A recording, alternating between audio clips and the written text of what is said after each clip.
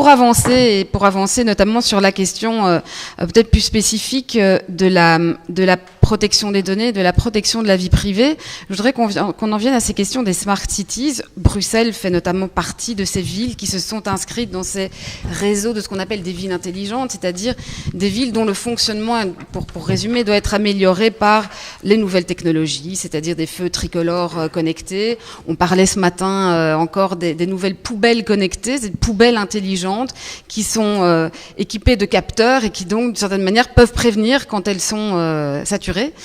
Donc voilà, toute une série comme ça d'outils et d'équipements qui permettent aux villes d'être gérées, et notamment un des domaines pour lesquels ces smart cities, ces technologies sont très sollicitées, c'est la question de la gestion de la mobilité. Je vais commencer avec vous, Mohsin.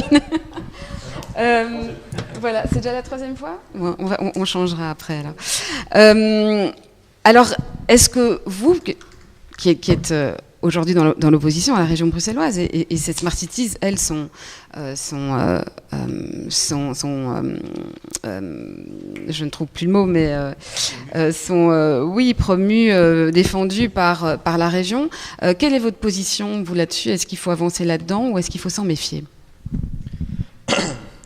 Mais je pense que toute utilisation en fait technologique qui puisse rendre les décisions politiques plus intelligentes sont positives en soi. Bon, ici, sur la question des smart cities, il y a quand même une dimension de marketing, de city marketing qui est considérable. Vous avez cité quelques exemples, mais il y a la volonté désormais d'utiliser les données à tout crin, dans une logique vraiment de marketing. Là où c'est plus intéressant, en réalité, vous avez cité la question de la propreté et de la mobilité, c'est clairement des sujets intéressants, mais la question de la démocratie participative, donc les civic tech, donc toutes ces technologies, tout cet usage des technologies qui permettent aux gens d'être impliqués de manière plus continue et plus régulière dans la prise de décision politique, c'est-à-dire de dépasser l'idée que la démocratie c'est un rendez-vous tous les 6 ans ou tous les 5 ans, en s'appuyant sur les technologies pour approfondir, élargir, renforcer la démocratie et la participation citoyenne. Tout ça est très très intéressant, mais néanmoins il y a une question qui reste très importante et qui reste à mon avis largement sans réponse à ce stade, politique forte, c'est la question des données, de l'usage des données, de qui est propriétaire de ces données et dans quelle mesure est-ce qu'on a des droits sur nos propres données. On dit souvent que lorsque vous utilisez un service et que vous le faites gratuitement, ça signifie que vous êtes vous-même le produit de ce service-là.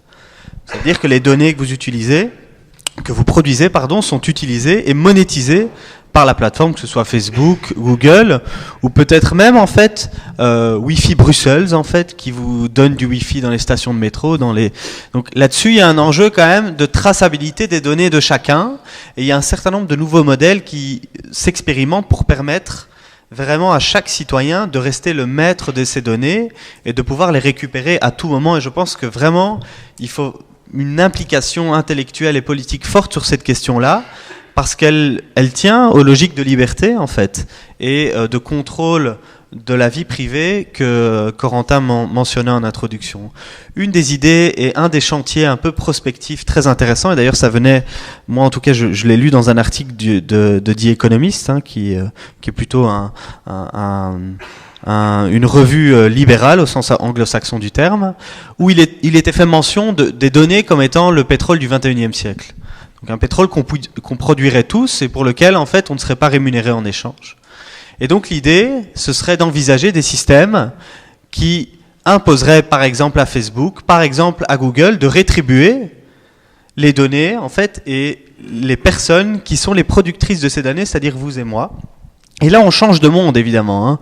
Si on envisage un monde dans lequel l'utilisation de nos données serait rémunérée, on entre dans une logique tout à fait différente et qui n'est pas de l'ordre de la science-fiction. Enfin, c'est peut-être un peu tôt, mais je pense qu'on doit commencer à réfléchir à ce type de système-là parce que c'est la seule solution, en fait, et peut-être la solution structurelle la plus intelligente pour éviter des effets monopolistiques, ceux que tu as mentionnés, qui sont assez naturels lorsqu'il s'agit des données et de l'intelligence artificielle.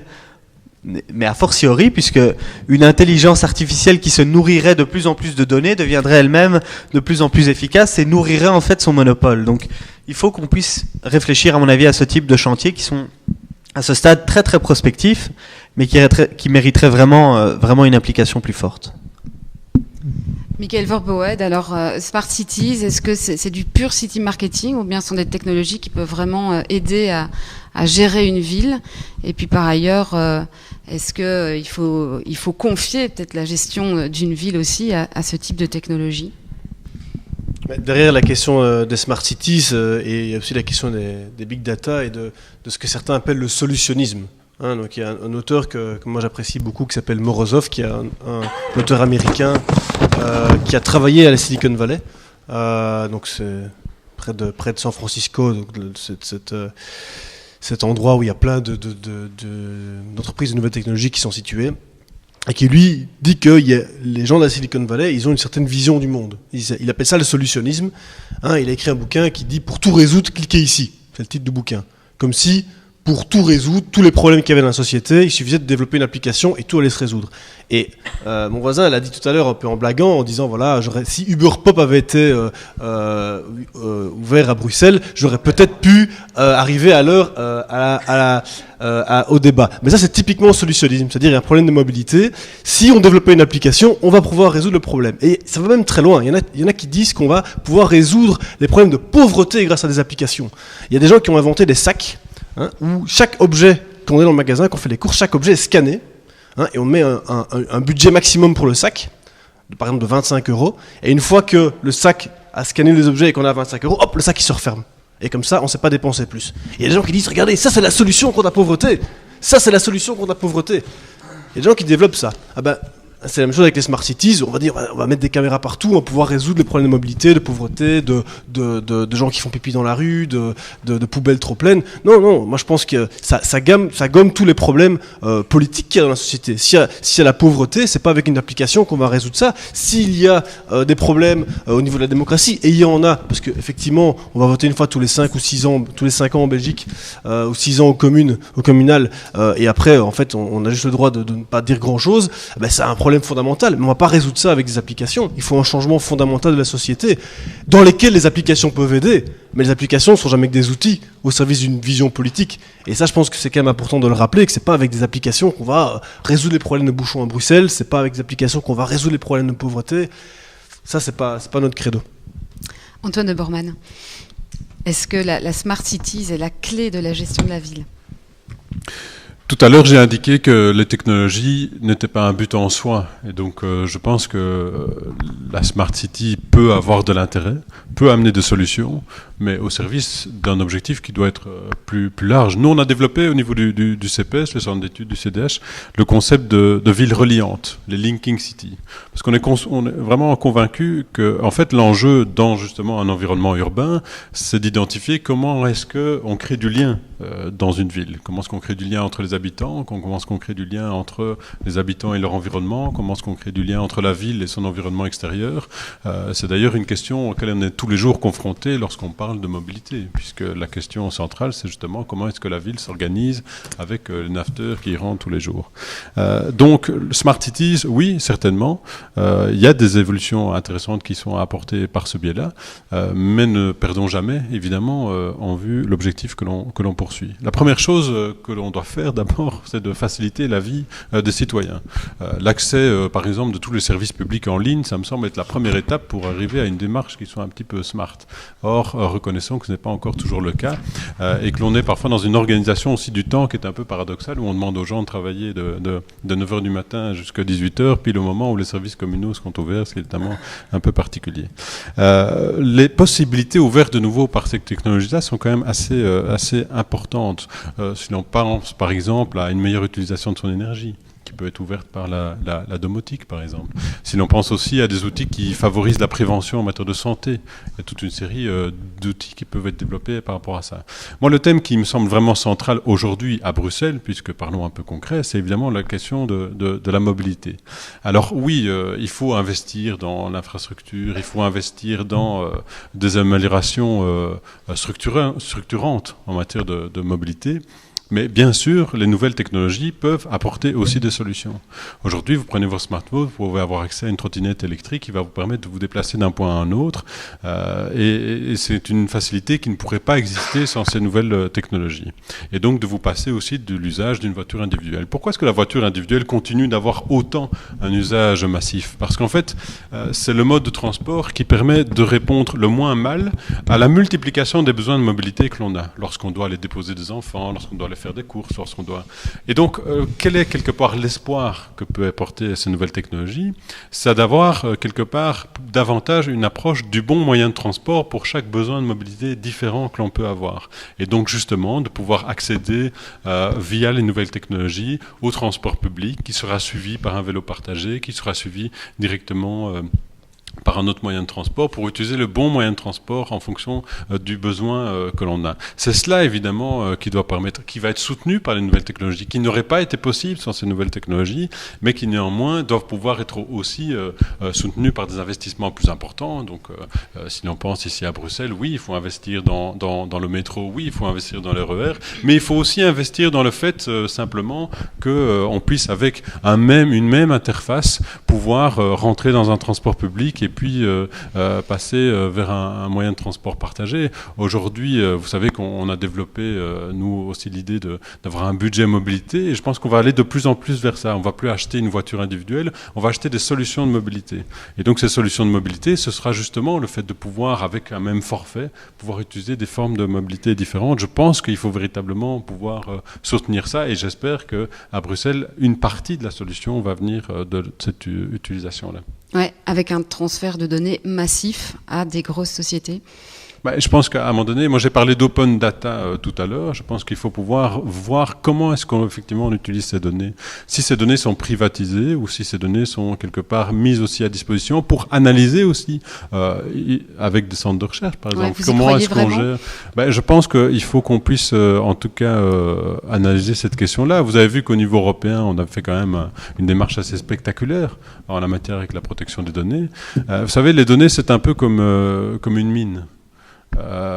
Au 19e siècle ou même avant, on octroyait des concessions lorsqu'on utilisait une mine. Est-ce que finalement ce régime de la concession, c'est pas aussi un modèle qui peut être intéressant en termes de protection des données pour justement veiller à ce qu'elles puissent être mises à disposition d'une utilisation? Je parle du lien aussi avec la prévention de la santé, mais il y a évidemment un lien direct entre justement les données en matière de mobilité et les données liées à la prévention de la santé dans une population. Donc oui, on peut utiliser aussi l'ensemble de ces données-là. Après, est-ce qu'elles doivent être utilisées par tout le monde? Est-ce que disponible par tout le monde? Peut-être pas. Peut-être qu'il faut aussi diriger justement son utilisation à des fins de recherche, à des fins publiques, à des fins d'intérêt général. Alors, il ne nous reste pas beaucoup de temps. On va terminer ce tour de table. Isabelle Emery, est-ce que vous partagez ce point de vue? Les smart cities, je crois que c'est pas la corne d'abondance ou la pierre philosophale, mais je pense que ça peut faciliter nos vies de citadins. On a cité les contacts avec les administrations publiques pour l'octroi de documents, par exemple.